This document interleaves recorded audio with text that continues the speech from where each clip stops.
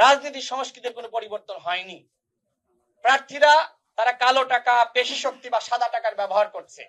কে কত বড় বহর নিয়ে মিছিল করতে পারে, কার বহরে কতগুলো বাইক থাকবে, গাড়ি থাকবে, কে কাকে কত টাকার নাম টাকা দিয়ে দান খয়রাত করতে পারে বা এই সাদা টাকার ব্যবহার করতে পারে, এই কাজগুলো কিন্তু চলতেছে। শুধুমাত্র সিটি ব্যাংকে অ্যাকাউন্ট থাকলেই করতে পারবেন গুগল পে। তাই অ্যাকাউন্ট খুলুন আজই। আমরা চাই আগামী নির্বাচনটা ইতিহাসের সেরা নির্বাচন হোক এবং এই লক্ষ্যে আমরা প্রধান নির্বাচন কমিশনারের সাথে বৈঠক করেছি এবং অন্যান্য নির্বাচন কমিশনারের সাথে আমরা বৈঠক করেছি। জামাত ইসলামের পক্ষ থেকে যে বক্তব্য রাখা হলো, এই বক্তব্য আমরা শুরু থেকেই দিয়ে আসছি যে আপনারা নির্বাচন করার জন্য যে ধরনের পরিবেশ আপনাদের তৈরি করা দরকার ছিল, আপনারা কি গত এই 15-16 মাসে সেই পরিবেশটা তৈরি করতে পেরেছেন? আপনারা মুখে শুধুমাত্র বলছেন যে ইতিহাসের সেরা নির্বাচন করতে চান, কিন্তু সেরা নির্বাচনের জন্য যে সেরা পরিবেশ তৈরি করতে হয় সেই বিষয়টা আপনারা কেন ভুলে যাচ্ছেন? তো এখনো সময় আছে।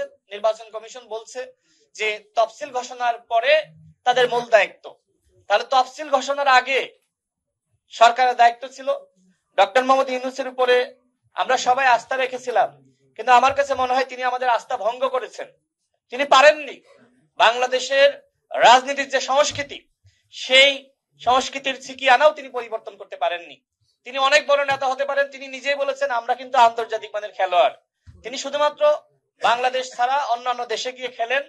বাংলাদেশের জনগণকে নিয়ে যে ধরনের চিন্তা চেতনা তিনি কি করতে চান, আমি সবসময় বলেছি ডক্টর মোহাম্মদ ইউনূস একজন পরিকল্পিত মানুষ। তার মানে তিনি যখন ক্ষমতা বা দায়িত্ব গ্রহণ করলেন, তার দায়িত্ব ছিল আমাদের কাছে 1.5 বছরের একটা প্ল্যান আমাদের সামনে হাজির করা।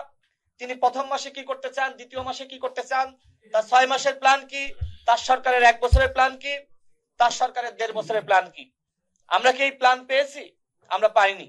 যে কারণে সংস্কার নিয়ে মানুষের যে ধরনের আকাঙ্ক্ষা ছিল, মানুষ আর এখন এই সরকারের কাছ থেকে সংস্কার প্রত্যাশা করে না। আমার কাছে মনে হয় যে এখন কেউ বিশ্বাস করে না ডক্টর মোহাম্মদ ইউনূসের নেতৃত্বাধীন সরকার কোন সংস্কার করতে পারবে। 15 মাসে আমি অন্তত কোন সংস্কার দেখি নাই। নির্বাচনটা সুষ্ঠু হওয়া দরকার। এই নির্বাচন সুষ্ঠু করার জন্য শুধুমাত্র নির্বাচন কমিশনের পক্ষ থেকে দায়িত্ব পালন করলে হবে না, আমাদের যারা প্রার্থী হবে তাদেরকেও ভূমিকা রাখতে হবে। যে কারণে আমাদের দলের পক্ষ থেকে আমরা যে প্রস্তাব নির্বাচন কমিশনকে দিয়েছি যে আপনারা প্রত্যেকটা আসনে যারা বিভিন্ন দলের প্রার্থী থাকবে তাদেরকে নিয়ে আপনারা একটা জনসভার আয়োজন করেন এবং সেই আয়োজনটা হইতে হবে সরকারের পক্ষ থেকে। ওই এলাকার যারা ভোটার আছে মাইকিং করে সরকার একটা বা নির্বাচন কমিশনের পক্ষ থেকে যে কোনো একটা মাঠে ডাকবে এবং সমস্ত খরচ সরকার বহন করবে। সেখানে বিভিন্ন দলের প্রার্থীরা যাবে, বক্তব্য রাখবে, তাদের ইশতেহার তুলে ধরবে এবং জনগণ সিদ্ধান্ত নিবে যে কে সৎ এবং যোগ্য। এখনো পর্যন্ত আমি লক্ষ্য করছি আমার নিজ জেলা ঝিনাইদহ 2 আসনের প্রার্থী আমি আমাদের দলের পক্ষ থেকে আমি দেখেছি যে আসলে রাজনীতির সংস্কৃতির কোনো পরিবর্তন হয়নি। প্রার্থীরা তারা কালো টাকা, পেশি শক্তি বা সাদা টাকার ব্যবহার করছে। কে কত বড় বহর নিয়ে মিছিল করতে পারে, কার বহরে কতগুলো বাইক থাকবে, গাড়ি থাকবে, কে কাকে কত টাকার নাম টাকা দিয়ে দান খয়রাত করতে পারে বা এই সাদা টাকার ব্যবহার করতে পারে, এই কাজগুলো কিন্তু চলতেছে। তো আমি একজন প্রার্থী, আমরা 2018 সাল থেকে আন্দোলন সংগ্রাম করে আসছি। এখন আমার তো চাঁদাবাজির টাকা নাই, লুটপাট করার টাকা নাই, তাহলে আমি তো টাকা খরচ করতে পারছি না।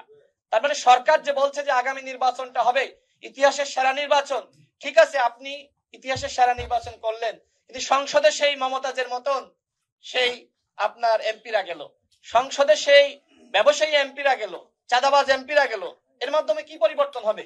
সুতরাং সরকারের কাছে, নির্বাচন কমিশনের কাছে আমাদের আহ্বান থাকবে যে আগামী নির্বাচনে কিভাবে সৎ যোগ্য ব্যক্তিরা নির্বাচিত হতে পারে সেই পদক্ষেপ আপনাদের গ্রহণ করতে হবে। আর এটি যদি আপনারা গ্রহণ করতে চান তাহলে প্রত্যেক আসন ভিত্তিক আপনাদের সেমিনার বা সভার আয়োজন করতে হবে।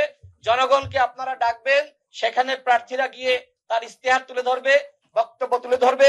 এর মাধ্যমে টাকার অপচয় বন্ধ হবে, কালো টাকা এবং পেশি শক্তির রাজনীতি বন্ধ হবে। আমার কাছে মনে হয় যে সরকার এই উদ্যোগগুলো এখনো নেয়নি। সর্বশেষ বলতে চাই, আগামী নির্বাচন বানচাল করার জন্য একটি গভীর চক্রান্ত শুরু হয়েছে। এখানে সমস্ত রাজনৈতিক দলের নেতৃবৃন্দ আছে, যে কারণে এই বিষয়টি যেহেতু নির্বাচন সম্পৃক্ত, এই জন্য আপনাদের সামনে আমি তুলে ধরছি। আপনারা জানেন যে রিফাইন্ড আওয়ামী লীগ নামে আওয়ামী লীগকে ফিরিয়ে আনার একটি চক্রান্ত শুরু হয়েছিল। এরপরে জাতীয় পার্টির কাঁধে ভার করে আওয়ামী লীগকে ফিরিয়ে আনার চক্রান্ত শুরু হয়েছিল। তো এই চক্রান্তগুলো ছাত্র জনতা রুখে দিয়েছে। এখন নতুন চক্রান্ত হলো যে আওয়ামী লীগের যারা পদধারী নেতা ছিল তাদেরকে স্বতন্ত্র নামে নির্বাচনে অংশগ্রহণ করতে দেওয়ার সুযোগ দেওয়া।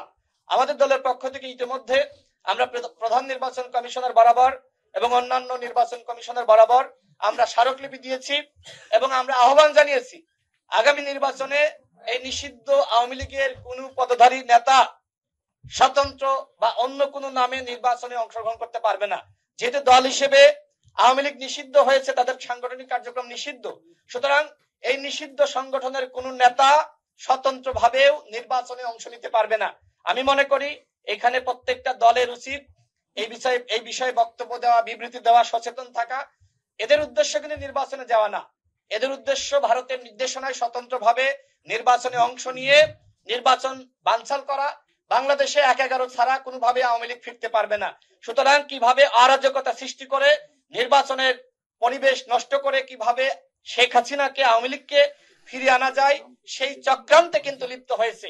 এবং এইটা শুধুমাত্র আমাদের এই দেশীয় আওয়ামী লীগের প্ল্যান না, এটা ভারতের প্ল্যান যে স্বতন্ত্র নামে ৩০০ আসনে আওয়ামী লীগের নেতারা নির্বাচনে অংশ নিবে এবং নির্বাচনটা বানচাল করবে।